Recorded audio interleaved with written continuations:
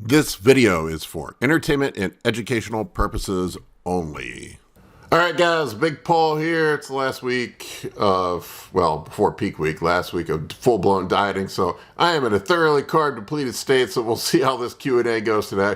Hopefully what I say makes sense and I'm not a complete idiot asshole. I've had enough coffee today, so that should keep me running. So what do we have on deck today for the Q&A? I got a bunch of good questions. Men's physique cycles, dealing with face bloat in the off season, test only for physique enhancement, acceptable estrogen levels on cuts, dealing with hunger, craziest PE stuff that I have ever done. My opinion on the best physique of all time, maintaining health on a cut, which steroids convert to estrogen, gear required on a heavy cut to maintain muscle. We'll get into all these in just 1 second.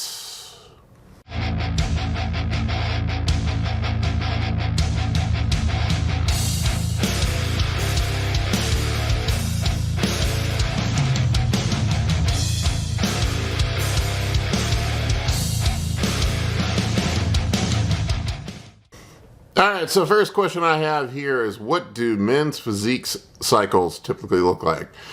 There was actually an interesting podcast John Jewett just had up on J3 University. I was listening to it doing cardio this morning, so this one is relevant. He had a sample cycle from a top Olympian men's physique guy, and holy shit nuggets, it was crazy. I don't remember the exact numbers, but the guy was taking over 1 gram of tren per week, which is utterly insane. I don't know how you even function taking that much tren. I think he was taking 150 milligrams per day, which is just insane. I think the total load that he was taking was somewhere around 4 grams. And this is for a men's physique competitor. I mean, this is not an open bodybuilder. I mean, it's been my experience with talking to the men's physique guys that a lot of times that they take more shit than the open guys do. And the reason I think this is the case, there's a couple things, is that these guys, one, they have to stay lean year-round for Instagram and social media. They want to look like they're contest ready year-round, and they don't eat a ton of food like a open competitor does. And I will say, when you're eating more food, you can get away with less gear. That's just the case. So I think what happens is these guys have this social pressure to maintain these physiques because of social media year-round. So these guys are pounding tren year-round. I see it all the time with the men's physique guys. Tren, they just run tren year-round, and it's utterly nuts to me that the guys that are doing this shit. But that's what I see, and you know, bodybuilders usually run basic shit. I don't see you know, them doing any of the crazy shit. Like, I mean, they might run like high doses of test, but I don't see a lot of bodybuilders running tren that high and doing you know, this guy that they mentioned on their podcast, I believe, was running Winstraw and shit in the off season. Yeah, these are physique finishers and things that you only run right up before a show. But yeah, it's nuts. The men's physique guys run crazy amounts of gear. Dealing with face bloat in the off season. I get fat face. I don't know what you do about it, to be honest with you. I mean, definitely stay away from heavy aromatizing things. D-ball, make your face look like a potato. Here's my opportunity to shit all over D-ball again, but that seems to be the worst one for giving people the fat face, the moon face. You know, keeping your aldosterone in check from androgen-induced stimulation of the renin-angiotensin aldosterone system. So taking an ARB, I know guys seem to be resistant to taking something like telmisartan, but that will help with water retention. And you know, and I know some guys will run AIs to keep it down, but I like to keep my estrogen as high as I can possibly tolerate for the growth benefits from it, from the protection of you know, the lowering of neurotoxicity and the protection of cardiovascular health. So not eating like an asshole Staying away from stupid shit like D-ball. It was funny, I mentioned the John Jewett podcast earlier, and him and Luke Miller, the guy that he co-hosted with, were talking about cycles for pros, and they were talking about how D-ball should never be on a pro on a pro cycle ever. That's gym bro shit. It is the most garbage PED there is, and so it's not just me. These are two other high-level pros, well, one high-level pro that's saying that another guy coaches high-level pros. All right, next question. Can you run a test only for physique enhancement? Yeah, I mean, you can get good benefits from tests, but here's the thing with running test only. There is an upper limit to how much test you can run, and it's because of DHT conversion and estrogen conversion it become an issue. So if you're having to run a 5-alpha reductase inhibitor and running anti-estrogens, then it kind of defeats the point of pushing the testosterone even higher. That's why you add a second compound in, something that doesn't aromatize or convert to DHT, something like Primobolan. It does neither. Or something like Nandrolone that doesn't convert heavily. So you use these selective androgen receptor modulators, steroidal SARMs, such as the secondary compounds. So if you wanted to stay in the testosterone column, you could run higher doses of EQ. EQ doesn't convert as heavily to either, just an option. So, but there's an upper limit. You can run tests.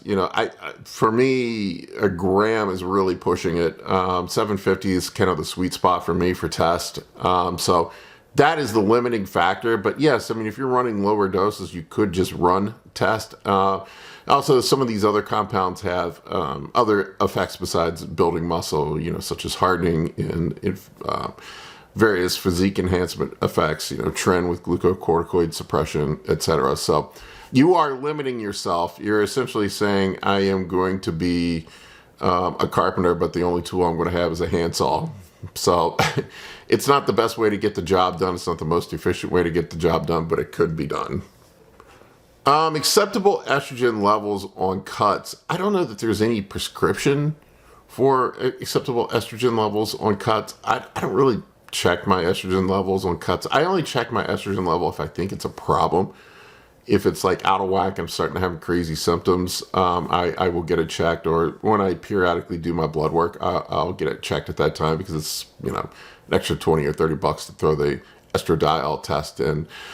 But I will say on cut, it's been my experience that I have to crush my estrogen at the end of the cut to get really dry. And to get that last little bit of fat off, I basically have to bury my estrogen. I don't like doing it because it's not the healthiest thing for you. It makes you feel like shit. Your joints hurt.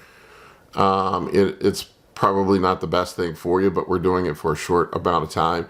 I usually don't bury it until probably the last, 3-4 weeks of contest prep, but that's it. But you're definitely going to be more aggressive with the estrogen management during contest prep than you are in the off season. It does have a positive effect on how your physique looks. Not that it's the best for your health, but we're doing this stuff for short periods of time. Everybody's giving me contest prep questions. Next one I've got is dealing with hunger while on a cut. This is definitely an issue. I addressed it last week in the Q&A, and I also put a video up about how metformin is really good at suppressing hunger, but this guy was looking for non-drug ways to do it. One thing is food volume. Increasing your food volume definitely helps. And this is where dudes start pounding vegetables and eating things that have a lower density of calories per gram of weight. So, something simple I'll do is subbing peas out for rice. You could do 1 cup, or I think it's 1 1/3 cups of peas has the same amount of carbs in it as a half a cup of rice. So the extra volume from those peas, I learned this from a previous coach that I had, Dr. Todd Lee. So that was a really good trick. Adding that in, things, sugar-free sodas help me out with cravings. I get a lot of sugar cravings. And also I think the carbonation fills you up. I cut them out the last couple weeks before a show just in case they do make me hold a little extra water. But, you know, up until that point, you know, I do drink sugar-free sodas. Pickles help. Pickles have, you know, basically no calories in them as long as you're not getting bread and butter pickles. If you're just getting dills, they have almost no calories in them. And the salt helps too with making you feel full. Sauerkraut's another thing I eat that helps. Just more vegetables. I hate vegetables. I know it's terrible, but I really do not like vegetables. But adding more vegetables does help. Taking a fiber supplement helps. You know, all these little things that food volume, basically, you know, keeping your stomach full at all times, drinking more water, things like that do help. All right, next question was asking me, what is the craziest PED things that I've ever done? I did some really stupid shit when I was younger, as most young guys do. And I know people love to argue with me about the oral only cycles. And this is something you do when you're young and stupid and you're scared to put a needle in yourself, and you're just kind of testing the waters out, and somehow taking a pill feels safer, even though it's not, than jabbing yourself with a needle. And I did a lot of oral only cycles when I was younger. I would do D-ball and Anadrol, or D-ball and Winstrol. Stupid shit like that. I did D-ball and Deca, and you know, I know people get tired of hearing me poo-poo all over D-ball, but all D-ball ever did for me was cause me problems. It made me get bloated, made me get fat, made me get gyno, gave me fucking horrible cramps, and then I kept nothing from it. And I had no idea why. I just knew that I heard Arnold took D-ball, and I thought D-ball has got to be awesome if Arnold took it, and I think that's the reason why I talked to a lot of the dudes on the comments section that take D-ball. They that's what the golden era guys did. I'm like, yeah, well, they did a lot of stupid shit back then, you know. They were, you know, drinking raw eggs and, you know, just doing all kinds of dumb stuff. So just because they were doing it doesn't mean it's the best way to do it. There's better ways to do it. So, yeah, I don't know. That was pretty dumb. I remember the first time I had heard about Tren. This was 20 years ago, I think. And I got the kits to make the Phenoplex tablets from, you know, injection, or I guess implants, sorry, the Phenoject implants that they put in cattle to make it into Tren. And I had no idea how to dose Tren or even what I was doing when I was making the shit. And I think I made like some super powerful stuff. And I think it was 500 milligrams in one shot or 600 milligrams in one shot. And I got so fucking sick. I got so sick. I mean, it just made me dog shit sick. This stuff was so powerful, and I had no idea what I was doing. It was so dumb. So dumb. And I remember getting a fever, like 102 fever, and I'm just like, I'm never taking this shit again. And I thought I was going to die. It was pretty awful. Other than that, I don't know. I don't really have any other... I'm trying to think of any. When I was younger, I ran pretty conservative doses most of the time. I didn't run, you know, I worked with Dante Trudel, you know, most of the time when I was younger, and he was very, very conservative with the doses. So I don't know that I ever pushed up past a gram until I got older, to be honest with you. People probably aren't going to believe me, but I got up to 300 pounds at one point, running less than a gram of gear. I think I was running something like 500 tests and 300 Deca, you know, with a little bit of D-ball or something. And that's what I did back then. You know, and I didn't, you know, I didn't need a ton of gear, and I still don't seem to need a ton. I have to push it a little bit more now than what I did when I was younger, just because my body isn't as responsive. But, you know, I don't know that I ever did those are probably the dumbest things I did. Oral only cycles, and then making my own trend and not understanding how to dose it. That was pretty fucking stupid.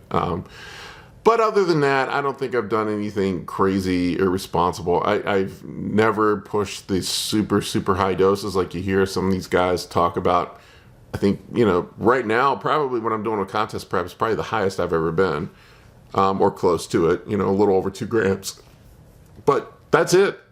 Pretty boring. I wish I had a better story for you. Somebody's asking me my opinion on the best physique of all time. I mean, I have my favorite bodybuilders. and then my favorite physiques. They're two different things. I mean, my two favorite bodybuilders are Arnold and Dorian. I mean, they're my two favorite. They didn't have the two best physiques, that's for sure. But they are my two favorite bodybuilders just because of their personalities. I mean, who doesn't like Arnold?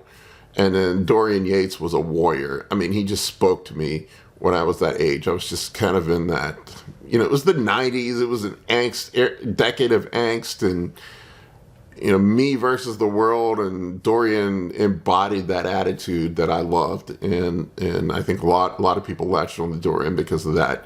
I'm going to lock myself in my cave and get my work done and fuck everybody else kind of attitude. Now, as far as the best physiques of all time, I mean, Flex Wheeler's got to be up there. I don't know. I can't think of many people that have had a more balanced and beautiful physique than Flex Wheeler. It's a shame that he could never, win an Olympia, but he was just up against some of the best dudes of all time, and he didn't care. I don't think he was that heavy on stage, maybe like 220. He just looked bigger than what he was because of his frame. I could be wrong about that weight, so somebody correct me if I am, but Flex Wheeler just had a beautiful physique. Right now, Bumstead, I mean, you can't argue with Bumstead's physique. I mean, he's got a beautiful fucking physique. Probably my favorite physique, in all of bodybuilding right now, and maybe of all time. I mean, he's right up there. I mean, he's just very balanced, and just everything flows. It's about a perfect physique as you could possibly get. It's funny, I get all these young guys that come to me for coaching, and they were like, well, that's the ideal I want to look like. I want to look like Chris Bumstead. And I'm like, fucking everybody wants to look like Chris Bumstead. They only made one of those dudes, and they broke the mold afterwards. I mean, so that's just a little, side rant here, for young guys. Just be the best you can be. I mean, you're not going to be Chris Bumstead. You're not going to be Brandon Curry. You're just going to be you. I try to be the best Paul I can be. I'm like, nobody else. So, we're all unique. Just, be happy with who you are and make the most of who you are. All right, next one was maintaining health while on a cut. Man, this one is fucking hard. I think a lot of the damage that bodybuilders end up doing to themselves is not in the off season. It's during contest prep. Contest prep is just fucking brutal on your body. You're taking the harshest drugs. You're not sleeping. You're chronically overtrained from doing all the cardio and being in the gym and doing posing. It's just, you're in a catabolic state of, probably a high cortisol state all the time. It's just really, really awful for you. I mean, that's when my blood work looks the worst. You would think that, when you're leaning down and you're eating less and you're doing more cardio, that your blood work would be better. Nope, that's the worst my blood work looks throughout the entire year. Although this year I've managed to keep my blood work in check. The only thing I can attribute it to is I way less orals. I really have stayed away from the orals. Orals are terrible. I've been very good about fatigue management. I've been staying on top of my fatigue management. If I have to skip a cardio session, I'll, or just do it later in the day rather than. I had this mentality like I had to be up at 5 a.m. no matter what. And if I'm tired now, I'll sleep in the morning and just do my cardio at night. Instead. Knowing when to take a deload, that helps as well. I did not, Justin in his diets builds in scheduled cheat meals, and I took none of them last year. I just plowed straight through, and he's like, dude, they're in there for a reason. I calculate them in the diet. So, just things like that, I think that have kept me more fresh, this year. Better fatigue management, stayed away from the harsh drugs, lower doses of Tren. Tren seems to fuck my blood work up. It is definitely not healthy for you. I'm only running 150 milligrams of Tren on this contest prep. Versus last year, I think I got up as high as 450. So way less Tren. There's only so much you can do, but, because it is a brutal, taxing, hard thing on your body. But, just those little things probably make a difference. All right, somebody asked me which steroids convert to estrogen besides testosterone. Well, equipoise does a little bit. I think it's about half the rate of testosterone does. Nandrolone does a little bit. D-ball definitely converts to estrogen. Here's my opportunity to shit all over D-ball again. It converts to the worst kind of estrogen, which is methyl estradiol.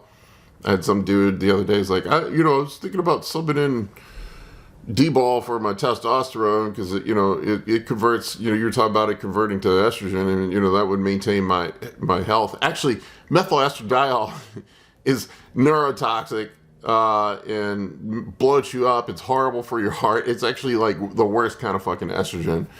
It takes everything estrogen does and flips it on its fucking head. So it's just garbage and horrible for you. Outside of that, I'm trying to think of anything else that converts. You got nandrolone, test, EQ, and D-ball. That's all I can think of off the top of my head. I'm sure I'm missing something. So if somebody remembers something that I missed, put it in the comments section below. All right. Another contest prep question. Man, people are hitting me with these. I guess they're curious about my contest prep. What is the amount of gear required on a cut to maintain muscle? That is a really good question. I know there are some guys out there that say you need less, because maintaining is not hard. I've heard John Jewett say that many times. I disagree. I run the most amount of gear when I'm on contest prep, and I still fucking lose muscle. This year I've done a better job of not losing muscle, but it seems like contest prep is when you got to throw the kitchen sink at it for multiple reasons to achieve the type of look that you want to have for stage, to maintain the muscle that you have. You have to take harsh things like tren. One of the huge advantages of tren is glucocorticoid suppression, so you are not as catabolic. So I just a lot. I run escalating doses. I don't come out of the gate hard with my contest prep. You can look at my video vlogs for the contest prep cycles, but I start off low. I think I started off with somewhere at the beginning of my contest prep around 500 milligrams or so a week, and I've just slowly ratcheted it up, and I'm going to probably finish up somewhere like between 2.2 and 2.5 grams per week of total load. But that total load is only for like the last few weeks, so it's not like I'm blasting that the whole time. I know a lot of guys just come out of the gate like that and keep cranking it up as they go. That is probably not the best for you, but I don't know. I think contest prep, you kind of need to throw the kitchen sink at it to maintain. I know it's a terrible answer. It's not one that is mindful of maintaining health, but it's just the fucking truth. I don't know of any other way to put it. It's just true. All right, guys, that's all I got for you today. Hopefully you enjoyed this one. I only got a little over a week left, and next week my plan is, just so you guys know, I am not going to do regular videos. I've had several people request that I just do peak week stuff, so I'm just going to run peak week videos all week and just kind of wing it. I'm not going to do my regular videos, and then I'll get back on a regular schedule after my show. Probably won't do anything on the day of the show or the day after. Usually I record all these on the weekend, beforehand, so my weekend's going to be shot with the show. But, so next week I'm going to just kind of put together some, peak week stuff, and hopefully people find that interesting. All right, guys, thank you very much for watching. I really appreciate all of you. For coaching or consultations, head over to www.anabolicbodybuilding.com to book your spot today. I can help you with optimizing hormones, fat loss, muscle gain, physique, athletic performance, nutrition, and health. For more information, shoot me an email at bigp3rd@gmail.com.